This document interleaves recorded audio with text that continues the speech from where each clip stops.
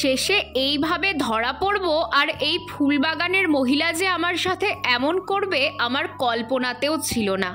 আগের পার্টে তোমরা তো দেখেইছো, যেখানে সরস্বতী পুজোর দিন মানুষজন সেজেগুজে ঘুরে বেড়ায়, সেখানে আমি নেমেছি মানুষের ফুলবাগানে উৎপাত করতে। দেখো, যতই বলি একটা ফুল গাছ চুরির প্ল্যান করেছি, কিন্তু সত্যি কথা বলতে এটা আমি পারবো না। ফুল চাষিরা তো অনেক খরচ করে এই বাগান করেছে, ওনাদের ক্ষতি আমি করতে পারবো না। হ্যাঁ, রাস্তা থেকে কোনো ডাল ভাঙা বা নিজের কলেজ থেকে গাছ নেওয়া অন্য ব্যাপার, তাই ফুলবাগান থেকে চলে আসছিলাম। এমন সময় দুজন মহিলা ডেকে বলছে, এই মেয়ে শোনো, তুমি কি খুঁজছিলে বাগানে? গাছের চারা? আমি বললাম, হ্যাঁ কাকিমা, কিন্তু আমি নেইনি, শুধু একটা ফুল ছিঁড়েছি।